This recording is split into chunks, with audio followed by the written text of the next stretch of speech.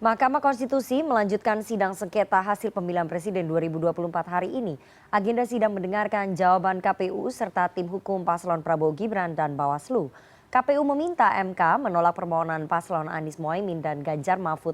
Sementara 303 akademisi mengajukan dukungan sahabat pengadilan atau amicus curiae pada MK agar memutus perkara dengan adil.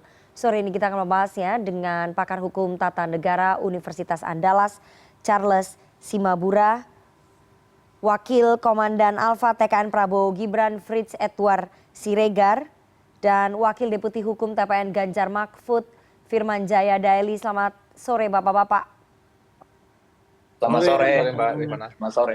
Saya mau ke Bang Firman terlebih dahulu ya. Bang Firman, tadi pada saat membacakan argumentasi begitu ya, KPU atau tim kuasa hukum dari KPU meminta agar Mahkamah Konstitusi menolak semua gugatan dari paslon Anies Mohaimin dan juga Ganjar Mahfud.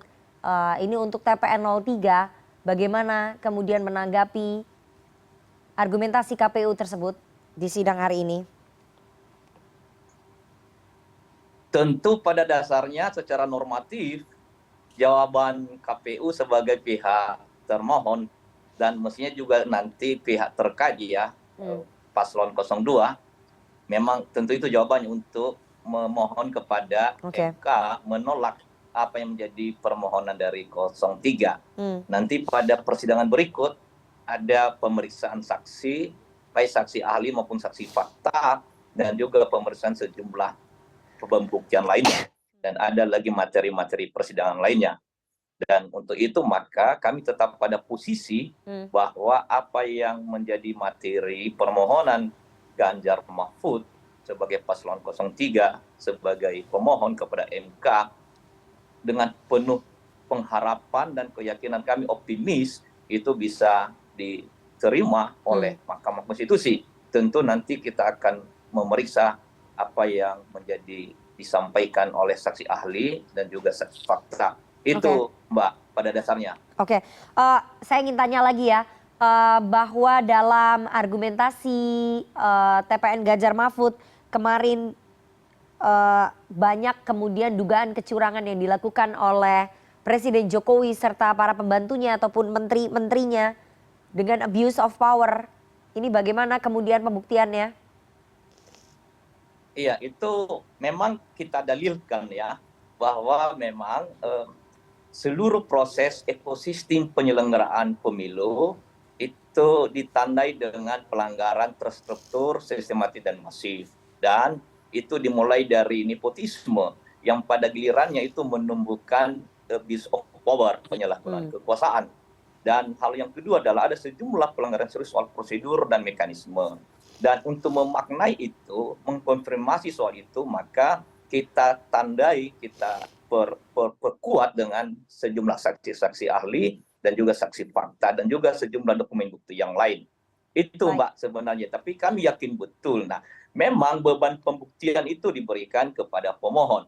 Tapi ada satu paradigma baru supaya MK bisa menemukan perspektif baru bahwa sebetulnya beban pembuktian juga tidak semata-mata secara mutlak diberikan kepada pemohon. Walaupun doktrin kita memang karena siapa yang mendalilkan maka dia yang membuktikan. Membuktikan itu tentu berikan beban pembuktian. Tapi ada perspektif baru. Itu bisa juga ini sama Mahkamah Konstitusi, bisa juga disentuh oleh Mahkamah Konstitusi. Ada pergeseran di dalam kerangka teori itu.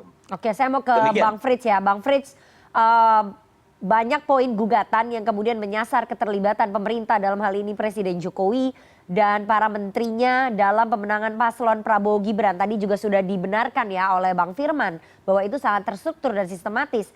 Bagaimana kemudian TKN Prabowo Gibran membantahnya ini nanti dalam sidang? Ya, Mbak, pertama-tama kita harus melihat dulu terkait dengan disampaikan oleh paslon 3. Paslon 3 mengatakan bahwa terkait dengan adanya kegiatan TSM, kegiatan nepotisme, itu tidak diatur dalam Undang-Undang Pemilu, sehingga harus menjadi ranah daripada Mahkamah Konstitusi. Sedangkan kalau kita membaca kembali konsep TSM. Berarti kan ada sebuah kegiatan yang terstruktur, sistematis dan masif. Dan itu sebenarnya masuk dalam kategori apa yang dimaksudkan oleh TSM. Tetapi kan kemudian klaim sebagaimana yang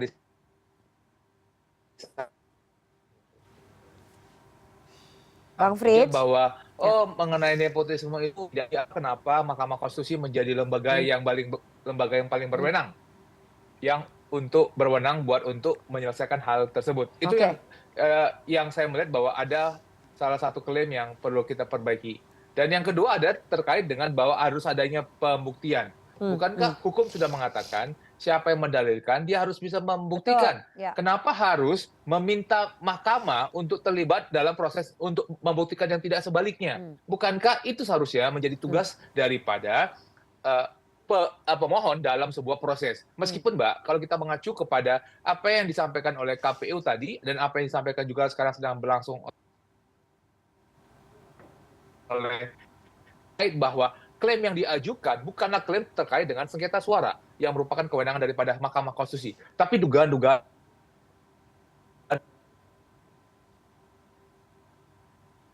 Oke, baik. Kami sulit ya menangkap apa yang disampaikan oleh Bang Frits. Tadi komunikasinya kurang baik ya. Mungkin bisa diperbaiki dulu ya sinyalnya. Saya mau ke Bang Charles terlebih dahulu, pakar hukum tata negara. Bang Charles, KPU menilai bahwa gugatan yang diajukan oleh pasangan Ganjar Mahfud di MK terkait dugaan kecurangan pelanggaran pemilu berupa abuse of power yang dilakukan oleh Presiden Joko Widodo ini tidak tepat. Bahwa KPU menilai gugatan tersebut salah sasaran. Dan tadi juga dikatakan bahwa harusnya para pemohon bisa membuktikan gimana ini tuduhannya. Bagaimana kemudian menganalisa argumentasi ini, Bang Charles?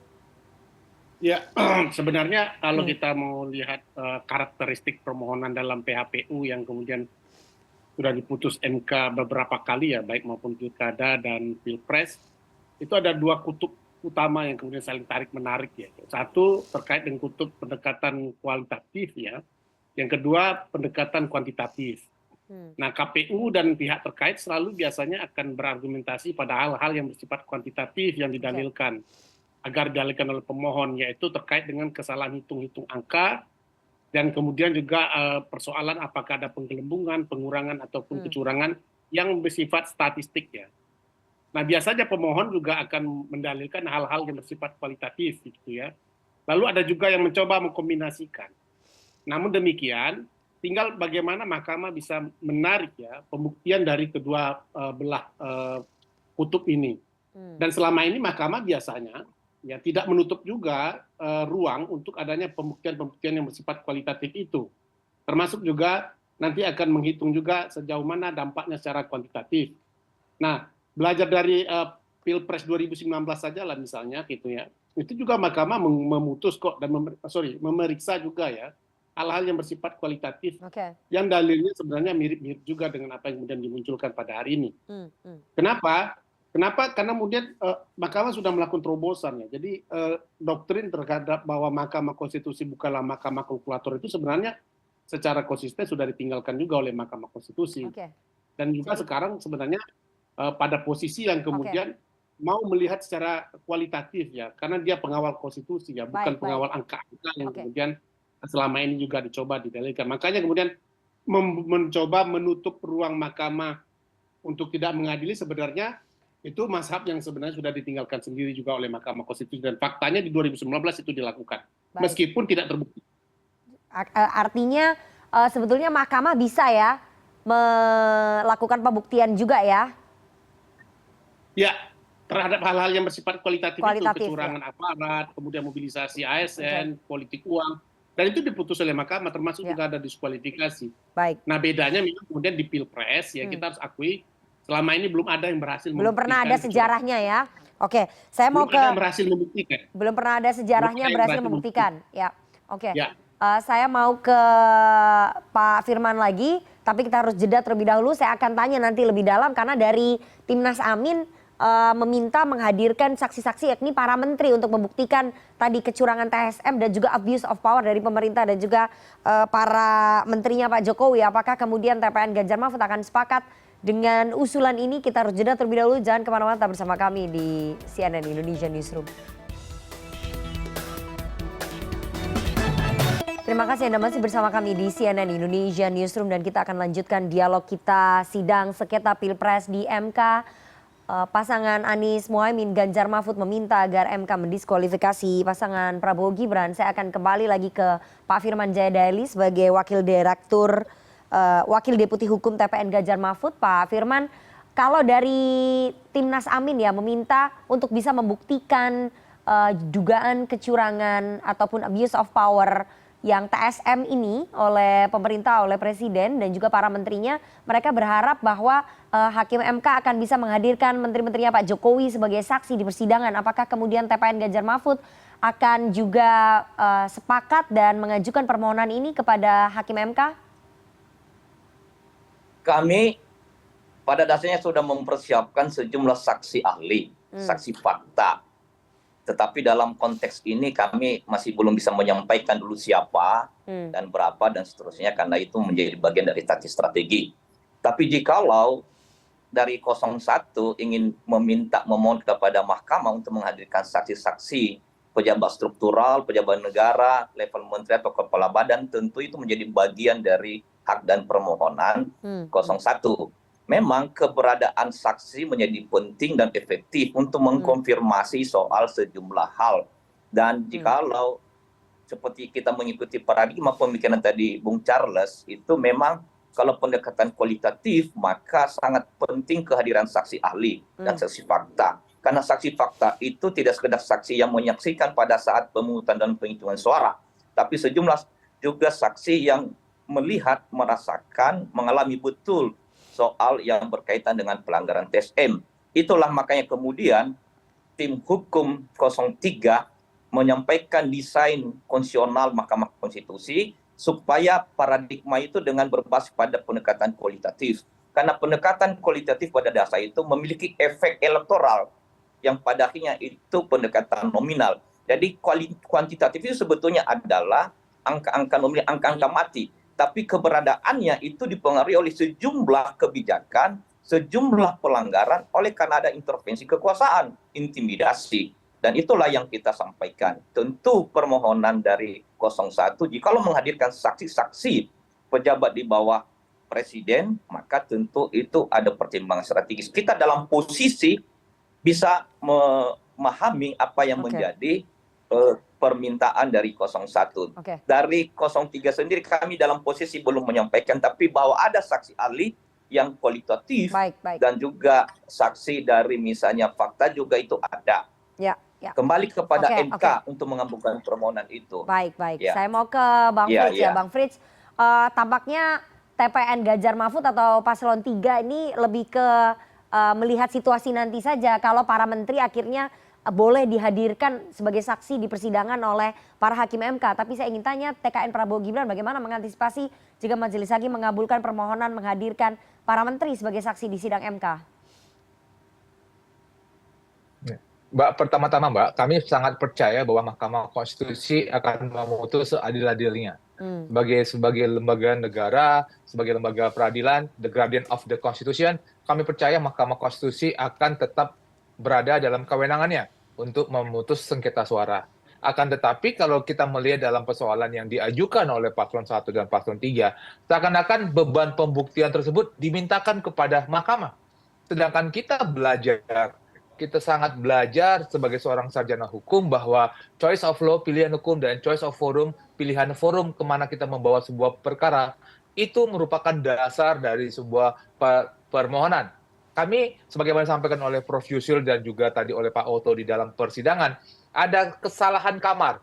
Ada salah kamar untuk membawa hal tersebut ke Mahkamah Konstitusi. Kenapa? Karena perkara-perkara yang sebagaimana yang diduga itu sudah ada dalam Undang-Undang Pemilu. Misalnya Mbak, soal bagaimana pejabat yang mempergunakan kewenangannya, ada aturan pidananya, pasal 540. Atau misalnya ada pejabat yang mempergunakan anggarannya, ada. Kemudian bagaimana pejabat yang soal melakukan kegiatan yang menguntungkan dan merugikan, ada. Dan itu ada pasal-pasal pidananya. Tetapi kan seakan-akan Paslon 1 dan Paslon 3 tidak mau makan kewenangan tersebut. Kalau memang dugaan tersebut sudah pernah dilihat dan sudah pernah ditemukan, silakan mempergunakan forum yang ada. Baik, Jadi, baik. tentu saja itu menemukan keadilan dalam proses.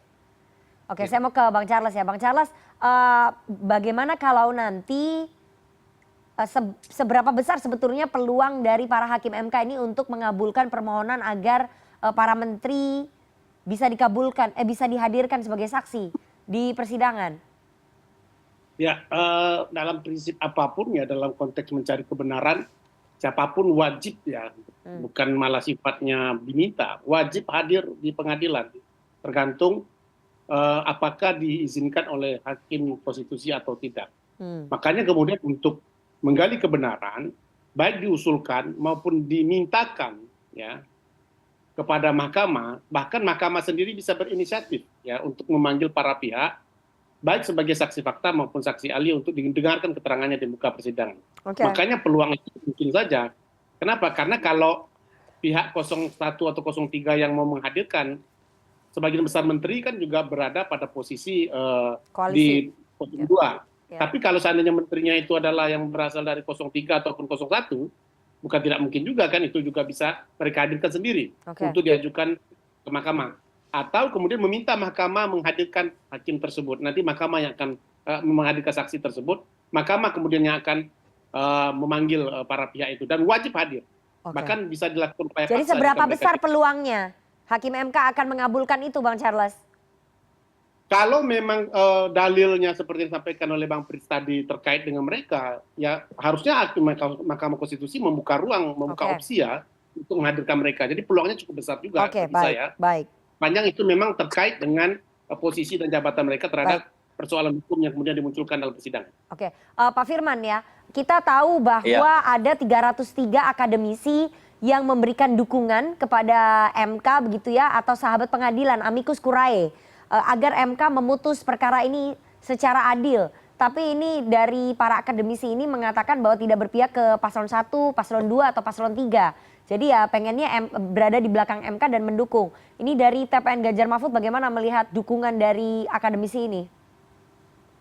Tentu kami menyahuti dan mengapresiasi itu sebagai bagian dari kepedulian kekuatan-kekuatan masyarakat baik dari perguruan tinggi, mahasiswa, aktivis, NGO, LSM, ormas, aktivis perempuan, akademisi, intelektual, ilmuwan. Dan itu adalah bagian terbaru dalam proses peradilan kita. Karena itu satu kesinambungan Mbak dari awal sebelum 14 Februari juga sudah menyampaikan seruan moral protes keadilan dan kebenaran untuk kita menjaga Indonesia melalui penguatan demokrasi dan penegakan konstitusi.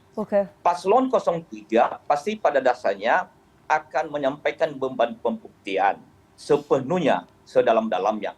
Tapi juga pihak yang lain tidak boleh melarang MK jika mengambil inisiatif untuk bisa menggeser paradigma supaya juga bisa mengambil inisiatif dalam soal pembuktian ini. Dan pernah terjadi ada 1-2 putusan Mahkamah Konstitusi. Apalagi itu kalau melibatkan elemen kekuasaan, karena logika TSM itu adalah pasti melibatkan elemen kekuasaan. Sehingga akses jaringan itu memang susah ditemukan. Apalagi kalau tidak pakai surat, tidak pakai perintah, tapi lewat misalnya selubungan. Disitulah ruang demokrasi konstitusi bagi MK untuk bisa juga mengambil inisiatif demi keadilan dan kebenaran. Tapi jangan khawatir, paslon 03 pasti sudah memenuhi pembuktian, baik saksi, dokumen bukti dan seterusnya itu. Tapi tidak boleh juga melarang MK untuk mengambil inisiatif bahwa itu tidak salah. MK dalam rangka membangkitkan ulang kepercayaan publik. Karena ini Mahkamah Konstitusi, satu badan yang punya otoritas kewenangan konstitusional. Ini wadah tunggal, agenda strategis yang ditegakkan oleh Mahkamah Konstitusi. Saya mau ke Bang Frits. Bang Frits, bagaimana kemudian menanggapi dukungan dari akademisi ini? Karena ternyata dalam pertimbangannya, dalam dokumen pengajuan para sahabat pengadilan ini dicantumkan soal putusan MK tentang ambang batas usia cawapres yang meloloskan Gibran. Kemudian KPU ini ternyata salah memaknai putusan tersebut sehingga semestinya batal demi hukum. Bagaimana Bang Frits? Itu sebenarnya saya sebenarnya jadi agaknya bingung ya statementnya. Katanya mendukung mahkamah tetapi tidak mendukung paslon 3. Karena kalau kita berbicara mengenai akademisi, seharusnya akademisi mendukung mahkamah terlepas putusan yang akan dihasilkan oleh mahkamah. Bukankah kita ingin mahkamah menemukan keadilan dan proses berdemokrasi? Tetapi jangan berarti bahwa kebenaran yang kita inginkan adalah mendiskualifikasi paslon 2 misalnya, sebagaimana yang diinginkan oleh paslon 1 dan paslon 3. Secara tidak langsung, akademisi tersebut telah bermain politik Oke, dan tidak mengerti bagaimana cara membaca baik.